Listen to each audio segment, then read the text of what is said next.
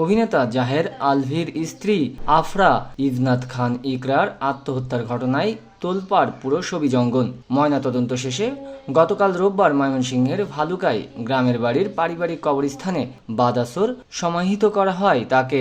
সোমবার জানা যায় ইকরার ব্যবহার করা ফেসবুক আইডি হ্যাকড হয়েছে। হঠাৎ 1:30টার ইকরার বান্ধবী সামিয়া আলম টের পান আইডি হ্যাক হয়েছে। তিনি সংবাদ মাধ্যমে দাবি করেন জাহের আলভি হ্যাক করেছে ইকরার ফেসবুক আইডি। সামিয়া আলম আরও জানান তাদের 3 বন্ধুর একটি চ্যাট গ্রুপ ছিল। সেই চ্যাট গ্রুপে হঠাৎ করেই দেখতে পেলেন ইকরার কথাবার্তা সব মুছে দেওয়া। অন্য বান্ধবীর সঙ্গে এই নিয়ে আলাপ করেন, তারপর তারা নিশ্চিত হন এই কাজটা জাহের আলভি করেছেন। তিনি বলেন ইকরার মৃত্যুর পর থেকেই তার ব্যবহৃত মুঠোফোন পল্লবী থানার পুলিশ আলামত হিসেবে জব্দ করেছে।